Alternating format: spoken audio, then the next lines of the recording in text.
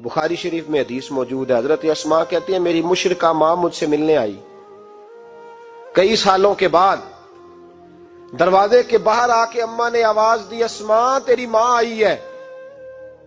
तो हजरत अस्मा तेजी से उठी, माँ मिली है ना कई सालों के माँ, लेकिन जाके बगलगीर नहीं हुई, बल्कि अम्मा दरवाजे पे थी तो जनाबे अस्मा ने अंदर से कुंडी लगा ली, दौड़ के उठ के कुंडी लगाई और कहा जाओ हजरत आयशा सिद्दीका को मेरा पैगाम दो कि महबूब से पूछ के बताएं कि मुशरिका माँ आई है, अगर नबी पाक कहेंगे तो अम्मा से मिलूंगी, इसलिए कि मेरा सारा कुछ मेरे नबी से वाबस्ता है, मेरा सारा कुछ महबूब के कदमों से वाबस्ता है, हुजूर इजाजत देंगे, ये बुखारी मुस्लिम में मौजूद, फिर मिलूंगी।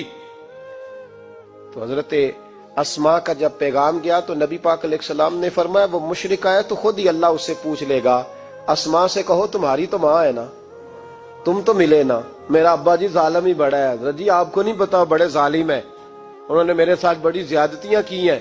ओ भाई, मेरे महबूब से भी एक सहाबी ने कहा था, या रसूलल्लाह आप कहते हैं वालिदैन की फर्मा बरदारी करो, तो अगर वालिदैन जुल्म करें, वालिदैन अगर जुल्म करें, मेरे महबूब की जुबान से एक हरफ भी कभी फजूल नहीं निकला, बल्कि रब जब फरमाता था तो महबूब बोलते थे। उसने एक दफा कहा हुजूर अगर वाली जुल्म करे, नबी पाक ने 3 दफा फरमा औ यजलिमू औ यजलिमू औ यजलिमू, अगर वो जुल्म भी करे, जुल्म भी करे, जुल्म भी करे, तो फिर भी तूने माँ बाप की फर्मा बरदारी करनी। 3 दफा महबूब ने इरशाद फरमा। हजरत अस्मा कहती है हुजूर ने फरमाया तेरी तो वालदा है ना, तू मिल। फिर पैगाम भेजा का या रसूलल्लाह वो कुछ तोहफे भी लाई हैं, अगर इजाजत हो तो कबूल करूं। फरमाया तेरे लिए इजाजत है।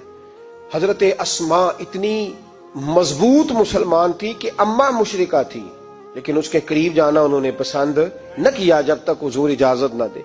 फरमाती है जब मेरे अब्बा जी हिजरत के लिए जाने लगे ना गारे सौर पे, तो मेरी ड्यूटी लगा गए, कहने लगे बेटी तू बड़ी है, पीछे जरा ख्याल रखना। कहती 60,000 दिनार थे घर में, वालिद गिरामी जब गए तो हर चीज ही साथ ले गए, एक पैसा नहीं छोड़ के गए। कहती मेरे दादा नाबीना थे हजरत अबू काफा, बाद में मुसलमान हो गए, वो आए और आके कहने लगे अस्मा तेरा अब्बा सारा कुछ ले गया है, कुछ छोड़ के भी गया है। तो कहती है मैं अब परेशान हो गई, क्या जवाब दूं, दादाजी बूढ़े ये तो एहतजाज करेंगे। कहती है कहा नहीं नहीं बड़ी खैर है, बड़ा करम है। कहा नहीं मुझे बता कुछ छोड़ के गया है, मुझे उम्मीद नहीं अबू बकर कुछ छोड़ के जाएगा। और जब मोहम्मद इब्ने अब्दुल्ला सल्लल्लाहु अलैहि वसल्लम पे खर्च करता है तो हर चीज ही लुटा देता है, बता कुछ छोड़ के गया है। तो हजरत अस्मा कहती दादाजी बूढ़े थे तो मुझे तजवीज आई, मैं जल्दी जल्दी से उठी, छोटे छोटे रोड़े मैंने के घड़े में रखे, उसके ऊपर मैंने टाट डाल दिया। मैंने कहा दादाजी पैसे हैं, उनका बाजू थाम के तो मैंने वहां लगा दिया टाट के ऊपर। कहती टाट के ऊपर लगाया, ये नहीं बताया नीचे क्या। मैंने कहा ये देखें। कहने लगी अच्छा अच्छा ठीक है, मैंने ये नहीं कहा पैसे हैं, गलत बात भी नहीं की, देखिए। कहती है दादाजी को तसल्ली हो गई, वो मुतमईन हो गए। वो मुतमईन हुए तो मेरी आंखों में आंसू आ गए, मैं रो पड़ी। मैंने कहा देखो रब करीम इस उम्र में मुझसे कैसी खिदमतें ले रहा। जवान बेटी ये हमारा हंसता बसता शहर है और सारे अपने हैं हम आपस में, लेकिन किसी की जवान बच्ची उस मोहल्लेदार से जिसको वो बचपन से जानती है, कोने में जवान बच्ची 20-22 साल की अगर माचिस लेनी चली जाए तो शोर हो जाता है।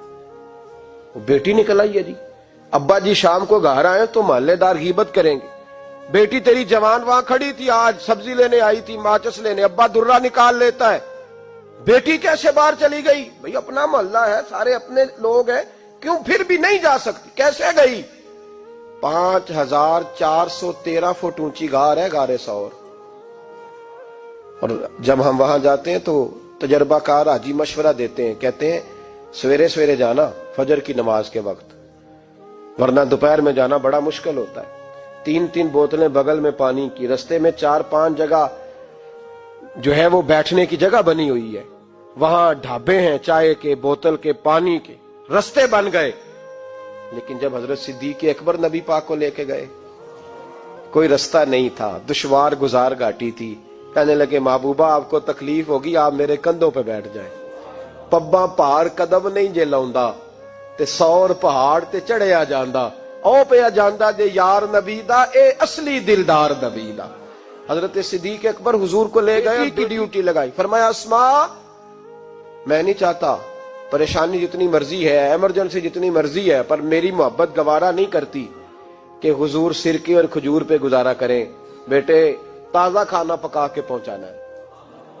5413 فٹ اونچی غار اور دن کو ڈر آئے، حضرت اسماء کہتی ہیں میں روز تازی روٹی پکاتی، کھانا تیار کرتی، جب دنیا سو جاتی تو میں پہنچا کے آتی۔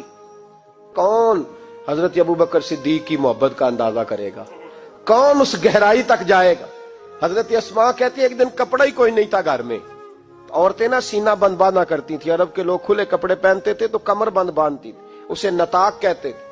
حضرت اسماء کہتی ہے میں نے اسے پھاڑا، آدھے میں روٹی باندھ لی اور آدھا میں نے کمر کے ساتھ باندھ لیا۔ جب لے کے گئی نا، یہ بخاری ہے، تو حضور نے دیکھا، حضرت ابوبکر نے دیکھا کہ بیٹے یہ تو سینہ بند ہے، کہا ابا جی آدھا وہاں ہے آدھا میں نے باندھا ہوا ہے۔ تو محبوب نے فرمایا تو ذات النطاقین ہے، تو 2 کمر بند والی ہے؟ فرماتی ہے میرا نام ہی پڑ گیا اس سے، 2 کمر بند والی۔ حضرت اسماء روز کھانا پہنچاتی، محبت بڑے امتحان لیتی ہے۔ کہتی ہیں میں بڑے وقار والے گھر کی مالک تھی، میرے والد قبیلے کے سردار تھے، کاروبار کرتے تھے تو دولت بھی میں نے ہمیشہ دیکھی تھی، کسی کی طاقت نہیں تھی بری نظر سے دیکھ سکے۔ لیکن حضرت اسماء کہتی ہیں رب کریم نے ہم سے آزمائش لی۔ دوسرا دن تھا، حضور کو غار ثور میں گئے تو ابو جہل دروازے پہ آیا، بہت سارے کفار اس کے ساتھ تھے۔ او بھائی اس کیفیت کو ذرا سمجھ تو صحیح، اس انداز کو کبھی سمجھ تو صحیح، کس بات کی دشمنی لے رہے تھے؟ حضرت صدیق اکبر نے کس طرح کے امتحانات دیے؟ سارے کفار کٹھے ہو کے کہتی ہیں میرے دروازے پہ آ گئے، دستک دی، میں باہر آئی۔ ابو جہل کہنے لگا کہاں گیا ہے تیرا والد محمد ابن عبداللہ کو لے کے صلی اللہ تعالی علیہ وسلم، کہاں گئے؟ جناب اسماء کہتی ہیں اب میرے لیے بڑی مشکل ہو گئی، جھوٹ بولتی ہوں تو شریعت نہیں بچتی، سچ بتاتی ہوں تو وفا نہیں بچتی، کدھر جاؤں؟ کہتی ہیں پیروں میں زنجیریں ہیں، غلط بات کیسے کروں؟ اس نے پھر پوچھا بولتی کیوں نہیں، کہاں گئے؟ میں خاموش تھی۔ تیسری بار پھر پوچھا کہاں گئے ہیں وہ؟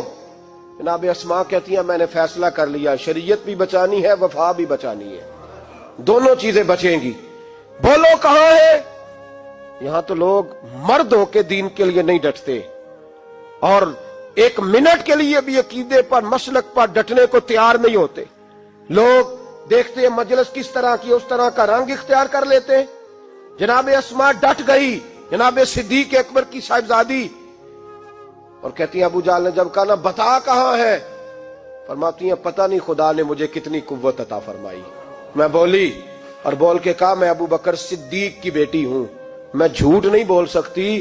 کہنے لگی ابو جہل سن، مجھے پتا ہے وہ دونوں کہاں ہیں، پر میں تمہیں بتاؤں گی کوئی نہیں، مجھے پتا ہے پر میں تمہیں، ہو ہلکا یارا تو بریشم کی طرح نرم، رزم حق کو باطل ہو تو فولاد ہے مومن، پتا ہے مجھے وہ کہاں ہے، پر جرت ہے تو پوچھ کے دکھا۔ کہتی ہیں چونک تھا مکے کا اور میرا عزت والا گھرانہ تھا، پر ابو جہل نے بھرے بازار میں میرے منہ پہ تھپڑ مار دیا۔ کہتی ہیں میرے کان میں بالی تھی، نیچے پتھر تھا، میں اس کے اوپر گری تو میرا کان پھٹ گیا، لوگوں نے ابو جہل کو پکڑا لے گئے۔ فرماتی ہیں وہ آزمائش بھی میں نے دی، امتحان بھی دیا، پھر میں اندر آئی اور میں نے پھر اپنے اس بہتے ہوئے خون کو اپنے کپڑے کے ساتھ صاف کیا، منہ کو لپیٹا اور پھر میں کھانا پکانے لگی۔ کہتی ہیں اسی طرح کھانا پکایا، اسی طرح تیاری کی۔ غار ثور پہ جو پہنچی تو ابو بکر صدیق نے لپٹا ہوا منہ دیکھا، بیٹی کو تکلیف میں دیکھے اور پھر باپ رات سو جائے، یہ ہو نہیں نہ سکتا۔ تو کہا اسماء بیٹے چہرے کو کیا ہوا، کیا بات ہے؟ عرض کی کچھ نہیں ابا جی۔ فرمایا نہیں بیٹے کوئی تکلیف ہے، کوئی چوٹ ہے؟ نہیں ابا جی کچھ نہیں۔ حضور نے فرمایا اسماء کھول نہ بیٹے چہرہ کیا ہے۔ جناب اسماء نے کپڑا ہٹایا تو خون بہنے لگا۔ کیا ہوا؟ عرض کی حضور کچھ نہیں، ابو جہل آیا تھا، پوچھتا تھا، کیا بتاتی؟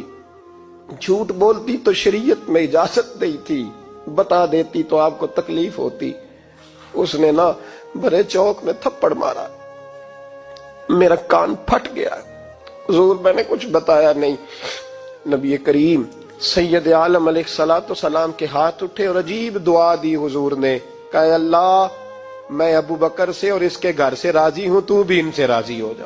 حضرت اسماء بنت ابی بکر صدیق رضی اللہ تعالی فرماتی اس انداز میں قربانیاں دیں